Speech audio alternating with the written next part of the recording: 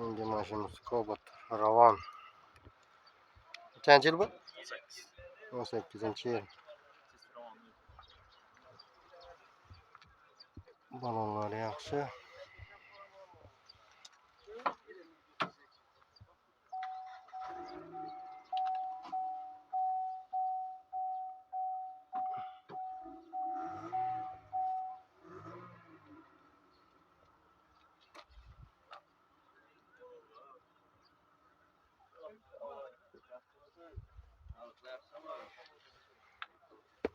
Bu zamanlarda koyduk işte.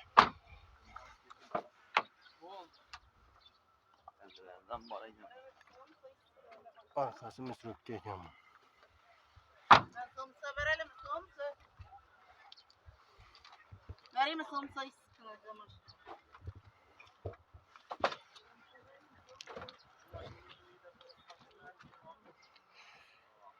Şimdi düzülgen. Raskordan çıkmana. Raskotu.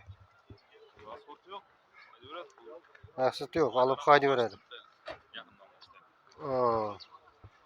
Kraskası? Kapotun müşünde var. Bir karşı elinde petnosu var. Bu eldingi kapotta mı?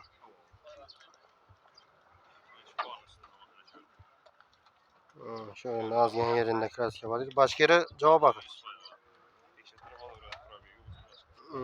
Teşekkür ederim. Allah resmi. Raskot yok şimdi. Gideceğiz değil mi?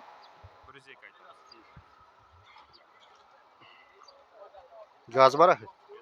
Metanı var. Biz 2'den geleceğimiz. Nomer ne? 93'ten 201 055. Neyin maşını bu? Birinin maşını.